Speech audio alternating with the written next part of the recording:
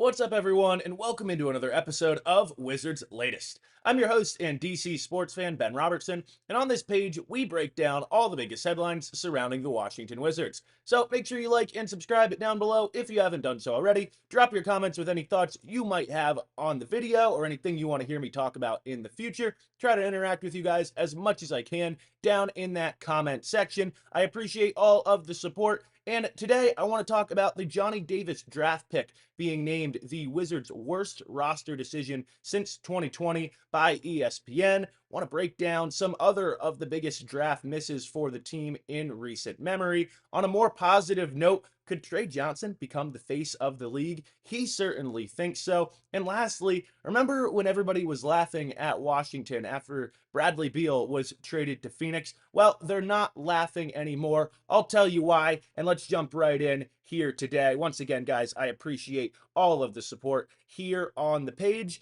And so often I talk about why there is so much belief from myself and you guys in the fan base, in this current front office, and in Will Dawkins and in Michael Winger. And the reason why is because for so many years, the Wizards were under the leadership of guys like Ernie Grunfeld and Tommy Shepard. And Grunfeld was in charge from 2003 to 2019. When he finally lost his job, it was his right hand man and Shepard that took over. And these two guys just mismanaged things in every way you could think of, whether it was bad contracts, bad trades, you name it. There was just so much frustration from the fan base from all of the things that transpired.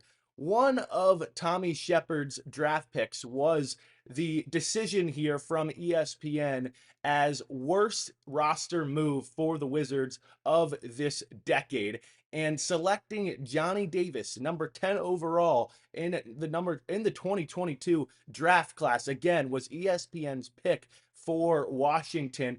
Davis was coming off a Big Ten Player of the Year campaign in his sophomore season at Wisconsin, but just never panned out in the league. Career averages in his 3 seasons with Washington of 3.5 points on 39%, 27%, and 56% shooting splits. Played with the Knicks G League affiliate last season. And what makes it even worse, well, not only this stat that ESPN says he actually made Washington 6 points worse per 100 possessions when he was on the court over his 3 seasons. And again, even worse is that Jalen Williams, now an NBA champion and an all-star, was selected 2 picks after Davis. And then 2 weeks later, you give Bradley Beal a $250 million contract with a no trade clause. Again, more on that later in the video.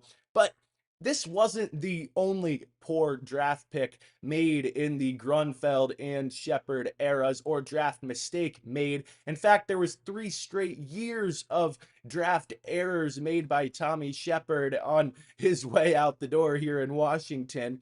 Of course, the year before the Johnny Davis pick in 2021, he selected Corey Kispert 15th overall, 1 pick ahead of now All-Star Alperen Sengun in Houston.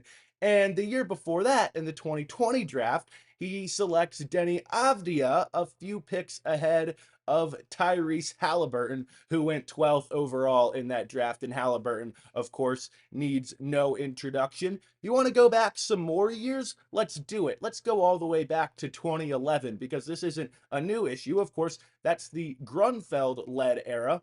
Jan Vesely, the number 6 overall draft pick, ahead of guys like Kemba Walker, Klay Thompson, and Kawhi Leonard. Go back a couple years before that. And of course, the 5th overall pick was traded away in a draft class that included Steph Curry at number 7 overall. Look, I know you got to get lucky sometimes in draft classes, and sometimes you just got to get lucky a little bit with who you hit on and who you miss on. But look, you can't be this bad over this many years in the draft process. And it's why when Will Dawkins has come to town and done things the way he handles them, it is just so refreshing for so many of us Wizards fans.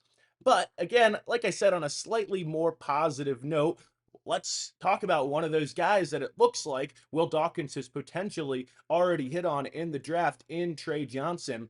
Said in an interview with TikTok creator Sloan Knows, I'll link it down below, about when asked about who has a chance to become the face of the NBA, he said, quote, "I have a good shot at it. I'm somewhat likable and think I have the skills to do it." And while becoming the face of the league might be, again, a lofty goal for Trey, I love his mentality. I love his confidence, even more so that now in a couple of summer league performances, he has backed it up and looked really, really impressive. Confidence is also just going to help him through the adversity he is going to face this year, not only as a rookie, but just with whatever may transpire with the team. That mentality I just love about him. And I think it's going to help him just continue to progress and really take him to the top of the league. Again, I'll link that video or the interview with him down below. Talks about also his favorite TV shows, favorite food orders, a quick watch and an interesting thing. But lastly today, I want to talk about, remember when, everybody kind of made fun. Of course, it wasn't a good contract for Bradley Beal. I've talked about that here on the page. But then when we traded him to Phoenix, everyone was sort of laughing and going, man, like, look at the contract. You couldn't even get a first round pick back for him. What's going on there in DC? And in a couple short years, Will Dawkins, Michael Winger, and co. have sort of flipped the league's mindset and the way everyone else is viewing things here in DC. First off, obviously got Chris Paul back in that deal, flipped him for Jordan Poole, who was then flipped for CJ McCollum. And then the other, maybe more notable thing, or the more notable thing really, is that things just never worked out with that big three there in Phoenix with Durant, Booker, and Beal. Of course, Durant and Beal gone now and off the team. And right now, Phoenix for next season is projected on FanDuel with a 31.5 over under for their win total, which means all of a sudden they're kind of now down closer to the bottom of the league and potentially swapping picks with them. Remember, Washington gets to swap picks with Phoenix if Phoenix ends up with a higher selection in next year's draft and they're both in the top 8 of the class. All of a sudden, that looks a lot more likely. And one of the reasons I'm sort of monitoring that organization as the offseason and the year progresses, we're monitoring everything Wizards as well right here on the page. Remember, drop your comments down below with thoughts on the video or things you want to hear me talk about in the future. You can also hit me over on Twitter at Ben Robertson 32. Like and subscribe to the page, turn on post notifications, and thanks for watching another episode of Wizards Latest.